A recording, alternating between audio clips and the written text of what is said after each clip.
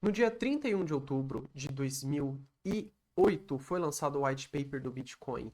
E nessa mesma data, ontem, se fez 17 anos de que foi lançado esse documento por Satoshi Nakamoto, uma pessoa usando um pseudônimo exatamente do Satoshi Nakamoto, e ninguém sabe até hoje quem foi essa pessoa. Foi um grupo de pessoas? Foi uma mulher? Foi um homem? Foi o FBI, foi a CIA, ninguém sabe, ninguém consegue dizer, porque até hoje a anonimidade dessa pessoa que lançou o white paper do Bitcoin se preservou anônima, né? E isso é até um grande tesouro para a comunidade, né? E nesse dia foi lançado esse documento do white paper descrevendo como poderia ser utilizado uma forma de dinheiro eletrônico de pessoa para pessoa, peer-to-peer, né? De forma totalmente anônima e totalmente descentralizada, ou seja, sem nenhum intermediário no meio, como são feitas as transações de um banco, por exemplo. Para você fazer uma transação para outra pessoa, você precisa do banco para ser um intermediador que vai justamente regular essa transação. E a proposta desse documento do Bitcoin era justamente eliminar essa necessidade de um intermediador. Ou seja, as pessoas conseguiriam transferir valor, transferir riqueza, energia, tempo de vida, que é dinheiro basicamente, de forma anônima, descentralizada, com fungibilidade, ou seja, todas as moedas da rede são iguais às outras, né? Garantindo que elas sejam totalmente idênticas e de forma escassa também no Bitcoin, né? Ou seja, existiria uma quantidade limitada dessas moedas, desses tokens, que são os Bitcoins, em circulação na rede. Então, todas essas regras, todas essas possibilidades da rede foram criadas através de um protocolo de regras matemáticas, através de criptografia, né? E esse documento publicado no dia 31 de outubro de 2008 por Satoshi Nakamoto, ele não foi disponibilizado imediatamente para toda a internet. Ele foi apenas enviado para alguns e-mails, né? Então ele tinha uma lista de alguns e-mails de algumas pessoas que estavam inseridas no ecossistema Cypherpunk. E Cypherpunk significa que são pessoas que são adeptos de uma cultura criptográfica muito forte, né? Então, sempre em prol da criptografia, como você pode criptografar se mantendo na anonimidade, né? Tendo seus dados preservados, sua identidade preservada, e que foi justamente o que Satoshi Nakamoto fez. Desde o começo, ele sempre preservou sua anonimidade, né? Basicamente entregando esse protocolo, entregando essas regras do Bitcoin, todo esse sistema de mão beijada para a comunidade, né? Até que depois de um tempo, em meados de 2010, ele acabou literalmente largando o projeto. Ele já tinha participado do projeto, de algumas decisões, da criação e tudo mais. E ele percebeu que já tinha crescido a tal ponto que outros desenvolvedores, outras pessoas conseguiriam manter o projeto do Bitcoin por conta, de forma descentralizada, que é o que sempre aconteceu. E é algo incrível porque você observa que todo o ecossistema do Bitcoin ele cresceu de forma espontânea.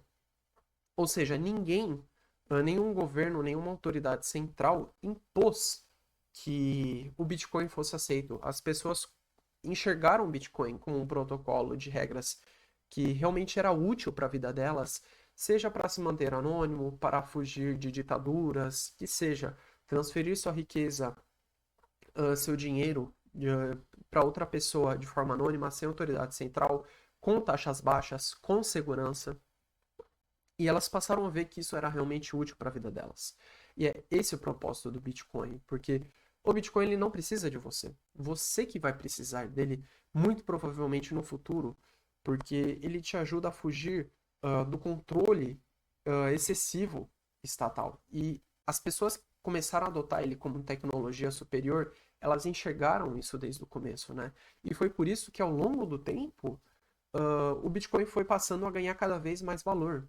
Até porque no começo ele não valia nada, não tinha pessoas que estivessem utilizando ele, né? Até porque a primeira transação feita com o Bitcoin foi feita entre o Satoshi Nakamoto, o criador do Bitcoin, e Ralph Finney, que era um programador já conhecido na época, e ele decidiu tentar fazer utilizar essa tecnologia do Bitcoin, né? E eles acabaram fazendo essa transação, que foi basicamente a primeira transação da história, de forma totalmente pessoa para pessoa, ou seja, sem nenhum intermediário, de forma totalmente digital e descentralizada. Então, foi algo muito inédito para toda a história da humanidade, né? Alguns até iriam classificar como a internet sendo a mais importante invenção da história da humanidade, e dependendo até o Bitcoin como a segunda ou até mesmo a primeira. Obviamente que ele talvez não seria a primeira por conta que ele só existe por causa da internet, né? Da criação da internet. Então ele seria a segunda maior invenção da história da humanidade, porque ele permite fazer algo inédito, você transferir valor, tempo, que seria o tempo do seu trabalho que você não desperdiça, mas gasta trabalhando para manter riqueza, criar riqueza, e você conseguir segurar isso como reserva de valor ao longo do tempo, preservando o seu poder de compra, e você poder transferir isso sem interferência de nenhuma pessoa, nenhuma autoridade, nenhum governo, ninguém. Então, se você quiser, você pode levar com você todo o seu patrimônio, a sua riqueza, todos os seus bitcoins para o fundo do caixão com você, se você não fazer um setup de herança para os seus sucessores, né?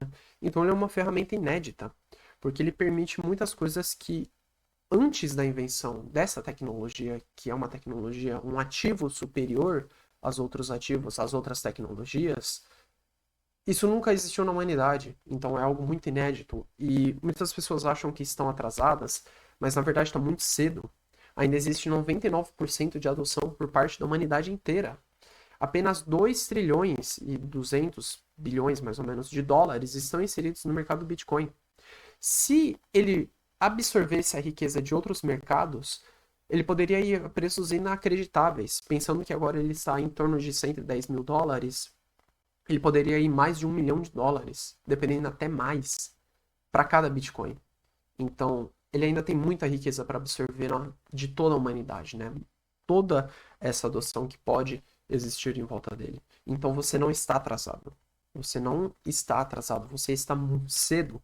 Muito cedo. E por isso é importante você pensar a longo prazo, pensar daqui décadas. Principalmente se você for jovem. E ter a preferência temporal baixa, ou seja, poupar mais para ter mais satoshis, frações de bitcoins. E você talvez não consiga comprar bitcoins inteiros, mas você consegue comprar frações que irão preservar seu poder de compra ao longo do tempo. Então é importante você poupar também para ter mais para o futuro, né? Sacrificar o seu presente para ter um futuro um futuro melhor, um futuro mais confortável, né? Então, basicamente, essa mensagem que eu queria deixar no vídeo para você. Se você gostou do vídeo, deixa um gostei aqui embaixo, ativa o sininho para receber as notificações de quando eu postar algum vídeo novo, e também se inscreva aqui no canal, me ajude a atingir os 1000 inscritos até o final do ano. Então, muito obrigado pela sua atenção, compartilhe esse vídeo com um amigo e te vejo no próximo vídeo.